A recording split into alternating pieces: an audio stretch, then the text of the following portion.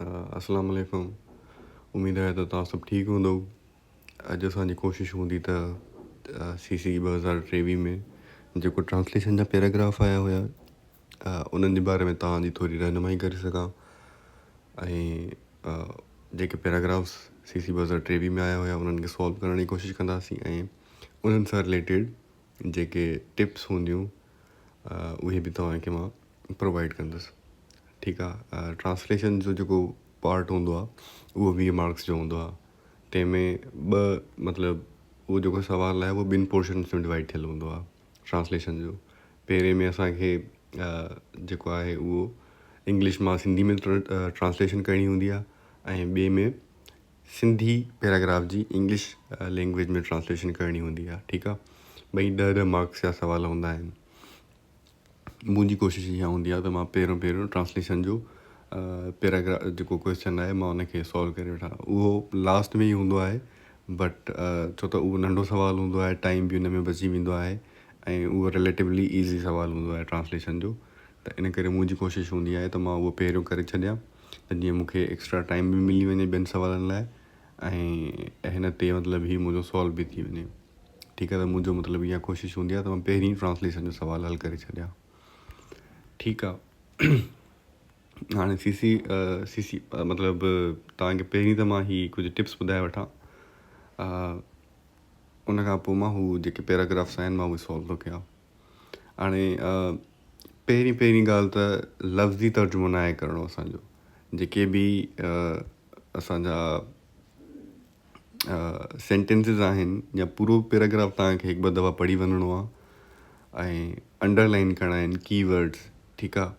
ऐं तव्हांखे पंहिंजे ज़हन में उनजो कॉन्टेक्स्ट विहारणो आहे त हीउ पैराग्राफ छाजे बारे में आहे ऐं हिन पैराग्राफ जो मक़सदु छा आहे। ऐं उन में पहिरीं ॻाल्हि तव्हांजे ज़हन में इहा हुजणु खपे त मूंखे लफ़्ज़ी ट्रांसलेशन नाहे करणी।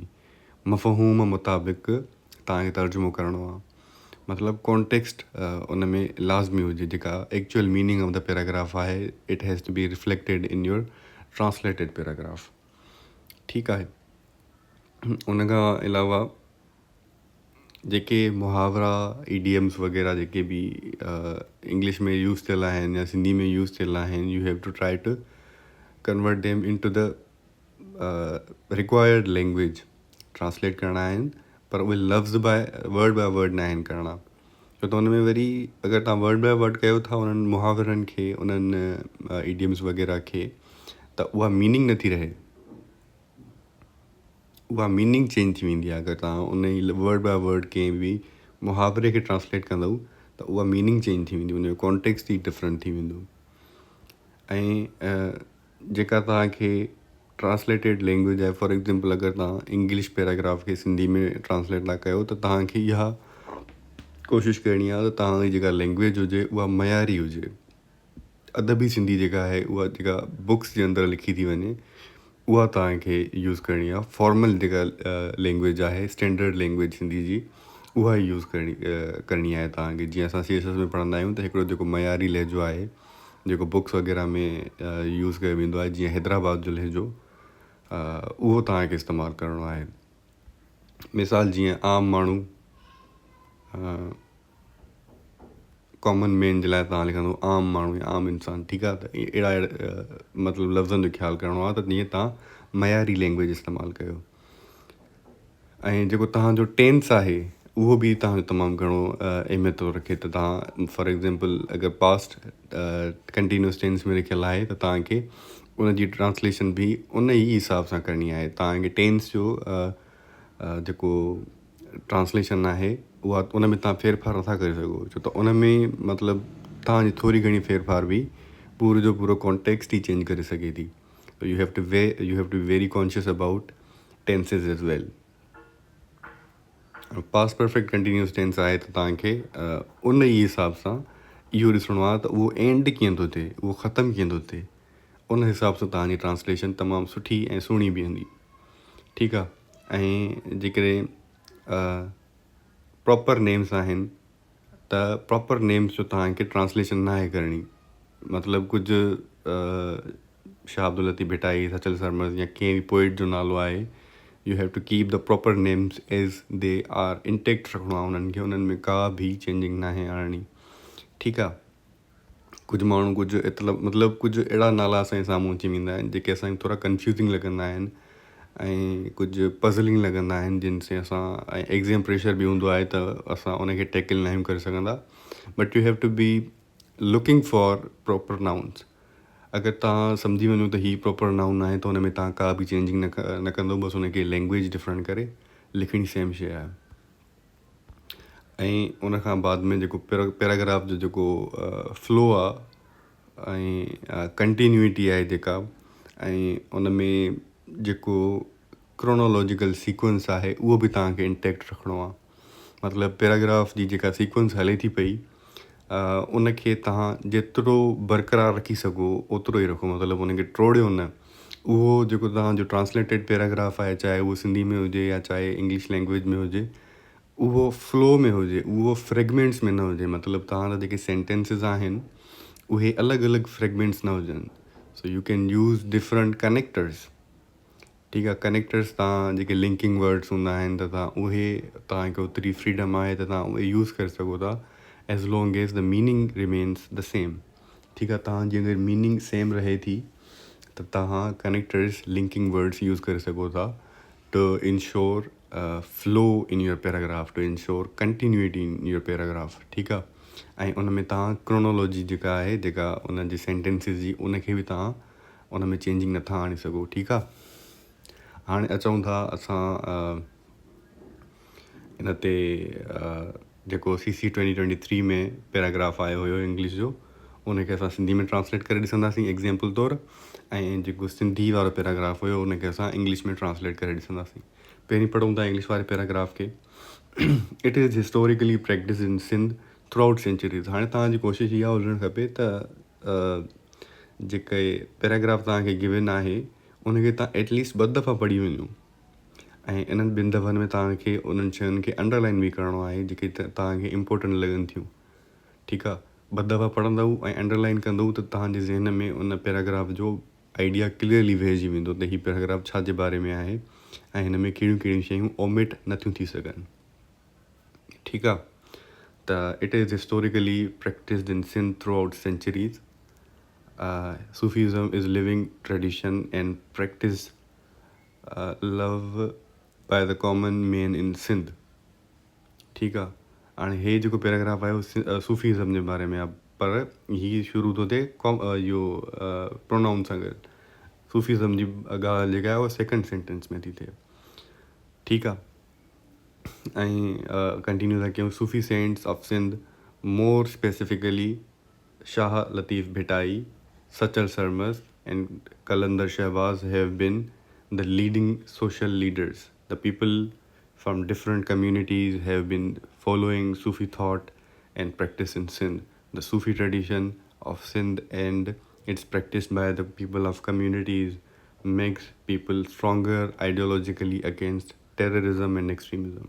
ठीकु आहे। असांखे थोरो घणो आइडिया थी वियो हिकिड़ी रीडिंग में त this is about Sufism and Sufi poets of Sindh जेके सिंध में एक्सट्रीमिज़म जे ख़िलाफ़ु हिकिड़ा सुठा सोशल लीडर्स हुया, इन जे बारे में असांजो हीअ पैराग्राफ आहे, ठीकु आहे। ईअं ई मतिलबु असांजी हिकिड़ी रीडिंग में असां कुझु लफ़्ज़नि खे अंडरलाइन कयोसीं, we looked between the lines, ऐं असां इन पैराग्राफ जी मीनिंग, इन पैराग्राफ जो तत्व सम्झी वियासीं, ठीकु आहे। ऐं तव्हांखे कोशिशि करणी आहे त तव्हांजी हेडिंग हीअं हुजे, सिंधी तर्जुमो, ठीकु आहे, अलॻि सां हेडिंग लिखियलु हुजे तव्हांजी। हाणे इन जो ट्रांसलेशन ॾिसूं था शुरूआति में ई। तसौफ़ सिंध सदियुनि खां सिंध में राइज रहियो आहे। हाणे ॾिसो था न, हीअ जेका लैंग्वेज आहे इहा स्टैंडर्ड लैंग्वेज आहे, मयारी लैंग्वेज आहे। कॉमन मैन जेको असां पंहिंजी आम तौर ते ॿोली ॻाल्हाईंदा आहियूं उन खां डिफरेंट आहे हीअ। ऐं जेका अकेडमिक राइटिंग हूंदी आहे न उहा ईअं ई हूंदी आहे। अकेडमिक राइटिंग तव्हां अगरि लिखो था पंहिंजी इन पेपर्स में त तव्हांखे सुठो स्कोर मिलंदो। कंटिन्यू था कयूं। तसौफ़ सिंध जे आम माण्हुनि जी पसंदीदा ऐं ज़िंदा रवायत आहे।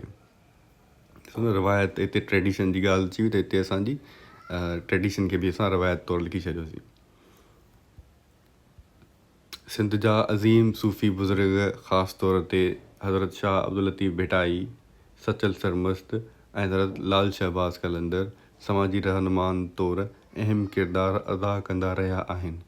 ठीकु आहे, हाणे असांजो हिकिड़ो वॾो सेंटेंस थी वियो जंहिंमें असां पूरी पूरी ॻाल्हि खे एड्रेस बि करे वियासीं ऐं इन्हनि खे जीअं असां सिंधी में लिखंदा आहियूं हुन ते मतिलबु इंग्लिश में सिर्फ़ु शाह अब्दुल लतीफ़ भिटाई लिखियलु हुयो ऐं हिते असां हज़रत एड करे छॾियोसीं रिस्पेक्टफुली। ठीकु आहे, छो त कॉमनली असां उन्हनि सां हज़रत वग़ैरह लिखी छॾींदा आहियूं। ठीकु आहे, सिंध जे मुख़्तलिफ़ बिरादरियुनि ऐं तबिक़नि जा माण्हू सूफ़ी फ़िक्र ऐं उन जी तालीमात ते अमल कंदा रहिया आहिनि। सिंध जे सूफ़ी रवायत ऐं माण्हुनि जो उन ते अमल दहशतगर्दी ऐं इंतिहा पसंदी जे ख़िलाफ़ु माण्हुनि खे नज़रियाती तौरु वधीक मज़बूत बणाए थो। हिकिड़ो मतिलबु सुठी सिंधी में ऐं हिकिड़ो कंटिन्यू हिकिड़ो फ्लो जे अंदरि असांजो पैराग्राफ तयारु थी वियो ट्रांसलेटेड। ठीकु आहे, तव्हां वीडियो खे पॉज़ करे हिन जो इंग्लिश वर्जन ऐं हिन जो सिंधी वर्जन तव्हां ॿई ॾिसी सघो था। I have tried to recite it slowly त जीअं तव्हांखे सम्झ में बि अची वञे ऐं I have highlighted as well, पोइ बि तव्हां हिन खे पॉज़ करे वीडियो खे ॾिसी सघो था। ऐं CC 2023 जो पैराग्राफ आहे ही। उन खां पोइ सिंधी जो जेको पैराग्राफ ॾिनो हुयो उनखे असां ट्रांसलेट था कयूं। उहो काॾे वियो, सॉरी, उहो हिन में एड न आहे थियो। बट तव्हांखे हिकिड़ी ॿी बि शइ पंहिंजे हिन में